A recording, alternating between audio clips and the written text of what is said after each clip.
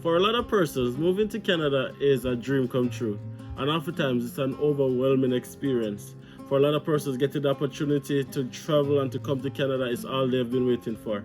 But is it really sunshine and roses? Hi guys, my name is Dems. I'm a Jamaican who migrated to Canada back in 2019 as an international student to this small, remote northern Albertan city called Grand Prairie, Alberta. If you guys are new here, please take a second to hit that like button. Please take a second to subscribe to my channel and drop a comment. Let me know where you guys are watching from. And if you're a returning subscriber, a returning viewer, welcome back to another video, guys. My goal is to share my experience of living in Canada, both the good, the bad, the indifference, so that persons who are thinking of moving to Canada can have a realistic expectation of what to expect. Now, we don't sugarcoat it over here, guys. Exactly as how it is, that's how we share it. Now, what I would like to say is that whatever I'm going to be sharing in this video is based on my own personal experience and not based on everybody's experience. So you may have had a different experience than I will be sharing, and that's okay, because immigration is like a fingerprint. It's different for everyone. Alright guys? So this year makes it exactly 5 years since I've migrated to Canada. And I will be sharing with you guys some of the stuff that I've learned over those 5 years that I think will be very useful for somebody who's thinking of migrating to Canada. Now, as I said before, I'm living in the province of Alberta. And in Canada, each province is almost like its own little mini country. So you have to make sure that you're doing your own research regardless of what is said in this video or regardless of what is said in any other video on YouTube. You want to make sure that you are doing your own research to make sure that you're giving yourself the best chance of success when you transition. If you guys are new here, you would not have known the backstory, but if you guys have been here for a while, you guys would have known that when I traveled to Canada, this was my first time traveling. I've never traveled to any country before coming to Canada, so this was all I had in terms of expectation and versus reality was all a fantasy. Now, everything that I've learned is really through on-the-job training. So I think my experience is perfect for somebody who is in a similar position. Now, before coming to Canada, guys, I had some real expectations in terms of Canada is the land of opportunities. Whatever you do, you'll be successful. And as soon as you come off the plane, everything is going to be all right. As we say in Jamaica, everything good. But the truth of the matter is, guys, that was something that I learned very, very quickly. That was not the case. Now, Canada is just like any other country in the world. I will say it many, many times on our channel that if you don't work, you won't get any reward. And that's not new news. That's old news. That's news for anybody who is in any country. If you don't work, you're not going to get any reward. But Canada is one of those countries that you're going to have to work very, very hard in order to succeed, because the cost of living can be very expensive. Now, in Alberta, the average cost for rent right now for a 2-bedroom, you're looking at anywhere between $1,600 to $1,800, which has increased from when I just came to Canada, which was probably $1,100 to $1,300. Now, a 1-bedroom is running you close to $1,500. So the cost of living in Canada is very, very expensive. And grocery is very expensive as well. So you have to be prepared and make sure that you are putting yourself mentally in a financial situation that you'll be able to transition and transition very smoothly. Because if you don't come to Canada with enough financial resources, it's going to be a very, very hard transition for you. And I know, because our journey was when we landed, we didn't have a lot of money. So we had to start working immediately in order to fulfill our daily needs. So make sure that whatever you're doing, you are preparing financially for the transition, because Canada is known to be a very expensive country. So that was something that I had to learn while being here, because I didn't know how expensive it was until we actually got here and actually started transitioning and had to start renting an apartment, getting your furniture, and just traveling day to day. You realize that it is very expensive. So don't let it catch you off guard. Now, one of the things that I learned over the 5 years is that customer service is very important to many, many businesses here. Now, coming from Jamaica, where good customer service is really optional, let's put it that way. Coming to Canada, that was something that I found very enlightening, to see how much emphasis is placed on customer service. People genuinely go out their way to make sure that customers are satisfied. In everything you have exception, but we're talking about the vast majority. Most business places really make an effort to provide good quality customer service, so much that they'll send you a survey. Most offices that you go to, they'll probably send you a survey to ask you, how do you rate the service today? And they actually review it with their staff, and them actually take positive feedback from it and ways to improve their service to the public. So I find that customer service is something that you guys will definitely find intriguing when you get to Canada. Customer service is 100% A1. A1 customer service. You guys will not have anything to worry about where that is concerned. Now, similar to customer service, the ease of doing business. Business is generally easy.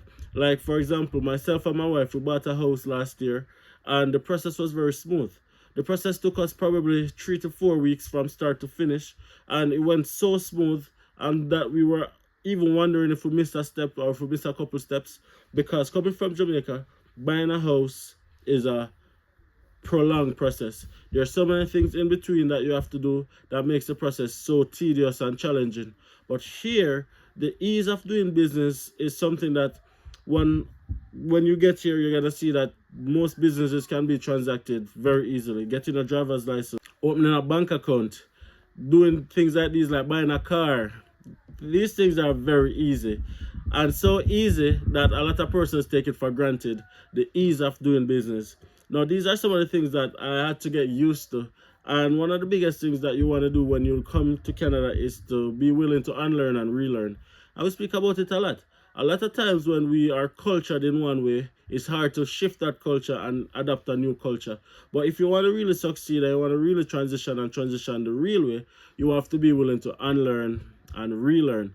And because of the ease of doing business, a lot of immigrants even find themselves in a bad position. Like, for example, the ease of getting a credit card, the ease of getting a line of credit, loans. A lot of immigrants, because it's so easy, they end up taking more than they need and end up spending more than they need. And then because of that, now they end up in a bad financial situation because now their credit is being affected, and it's hard to recover once you got bad credit. You can recover, but it's gonna take patience, diligence, and a lot of hard work to get it back where you want to get to. And a lot of immigrants start from a negative perspective. So be prepared for these things. Know that, okay, then credit might be easily accessible, but don't ever take more than you need. And if you have a credit card with a high balance, it doesn't mean that you need to max it out. You don't need to max it out in order to feel fulfilled. You just use what you need and then you pay it back. Vice versa, if you have a loan, you make sure that you make your payments and never take more than you need. But the ease of doing business is something that is both convenient and can be a detriment. So you have to be very wary of that as a newcomer, as a new immigrant to Canada. And as I said, these are things that I had to learn over the period of time, because I also made some mistakes. When I just landed in Canada, we almost even got scammed because we didn't really understand that scamming does exist in Canada as well. So we saw Canada as this almighty country that everything is good and all roses and sunshine, and yeah, it's not all that. It's not all that, guys. Not at all. Not at all. It's not all that. So we almost got scammed the first week when we landed here. I don't know if we ever talk about it as yet, but like we well, by we I mean Nats really applied for a job, and indeed somebody reached out to her, told her that she got the job, sent her a fake check, tried to get her to deposit it. And you know what?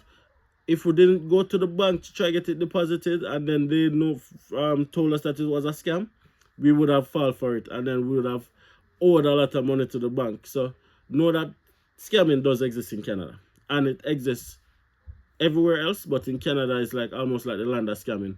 So make sure that you're being very diligent and using common sense in every business transaction that you do, because being in Canada don't exempt you from being scammed. And that was something that I learned while being here as well. Now let's talk about crime. Now, depending on where you are, there might be some elevation of crime compared to other places. Now, where we're at, Grand Prairie, it's a fairly safe community. It's fairly safe. There is crime, definitely there's crime, but the crime that is here is mostly, I'd say there's some petty crime that exists, like stealing, breaking and entry, stuff like that. Nothing to really worry about. But in terms of serious crimes, that's on the lower spectrum, but it does exist, and it's mostly drug related. And in most communities in Alberta, it's pretty much the same, where most of the major crimes are drug related crimes, like drug bust. If there's homicide that is drug related, stuff like that, but it's on a lower scale. So like coming from Jamaica, this is nothing, right? So there's crime that definitely exists. So don't put on your guard. In everything you do, use common sense. Protect yourself. Make sure that you are closing your car at night. Don't leave your valuables in your car. Use common sense. Close the front door when you go inside. Don't pretend like because you're in Canada everything is good and rosy and you're not going to be affected by crime. You never know. So you just want to make sure that you are protecting yourself as an immigrant as well. And these are some of the things that I personally learned over the period of time while being here. Reality versus expectation. So you make sure that when you start your journey, you have all of this information already, so your journey will be a lot smoother than my journey. The other thing that I learned, guys, is it's very important to save. Now, it's hard to save. It's very, very hard to save in Canada. I don't even know how much language to say it into, but saving is hard because cost of living is high. But you want to try and save as much as possible because your situation can change in a blink of an eye, right? And the Canadian economy has been very rocky over the past couple of years coming out of COVID. And being here for 5 years is almost like when we landed in 2019, COVID started in December of 2019, and then it went all the way up to 2021, and arguably even parts of 2022. So coming out of COVID, the economy is very, very rocky right now. So a lot of persons are losing their jobs, including immigrants. A lot of persons are becoming homeless. A lot of persons are depending on food banks and stuff like that to feed themselves and to feed their family, which is why saving is very important. You want to make sure that you are giving yourself a financial buffer in the event that anything happens. You can, sustain yourself and sustain a family at least for 3 months. At least have 3 months emergency savings that you can wrap back on in case of an emergency, right? Do not spend all the money on bills. Do not spend all the money on flossing and endorsing. Do not spend all the money on flexing and going on Instagram and stuff like this. But make sure that you're saving up to at least 3 months' salary in the event that anything can happen. Because back in your home country, if you should lose your job, for example, you probably have a family member who you can depend on and stay with them a little while you get back on your feet. Coming into a new country, oftentimes it's a lonely road. It's a lonely road oftentimes. You don't have much. Sometimes you don't have any friends. Sometimes you don't have any family member where you're at. Sometimes you're by yourself. So you want to make sure that if any unfortunate situation happens, then you are financially able to sustain yourself while you get back on your foot, right? So these are just some of the things that I would like to share with you guys to make sure that you guys are equipped in your transition to Canada. Now, Canada is a wonderful country. A lot of persons might disagree. Everybody have a different experience. But from my own personal experience, Canada changed my life. Now, I've been able to accomplish so many things since moving to Canada, and I don't think I would be able to accomplish half of what I've accomplished if I was still in Jamaica. And that's just the truth, because Canada is the land of opportunity. If it is that you want it, you can go and you can get it. But you have to have the right mindset, because transitioning is 95% mindset and 5% financial. You have to be prepared to do the work that is required. You have to be prepared to do the hard work that is required. And you can't be too picky.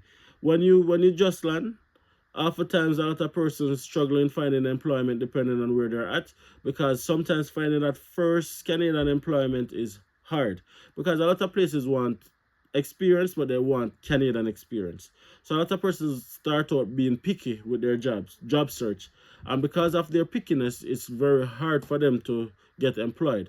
My advice to you would be feed your family first, which means that whatever job you get, you take at first, but you're not gonna settle in. You're not gonna allow that to stop you from going for the job that you really want, because the job that you want is the job that you want. But you're gonna use it to get the experience that you need to go into the field that you really want. So don't be too restricted with are not flexible with the type of job that you want to do. A lot of persons have to start over from zero when they just migrate. And once you start over and you get into the groove, you'll surpass where you're coming from in quick time. So don't be discouraged if the fact that you have to start over back when you migrate. The fact that sometimes you have to take the bus when you just migrate after driving for years in your home country. It's just a process. You have to trust the process. And it's all about you. It's you against you. You're not trying to impress anybody. You're not trying to prove anything to anybody. It's your journey. And in the beginning, the journey might be rough. But don't let that discourage you. Know that Canada is the land of opportunities, and you will and shall accomplish everything that you come here to accomplish, but with the right mindset. The right mindset is what's going to keep you on the path of success, right? Don't get distracted, don't get demotivated, and don't allow whatever the noise, drown out the noise, right? There's no perfect society. There's no perfect society. So don't expect perfection from Canada. Every country, every town, every city has its challenges.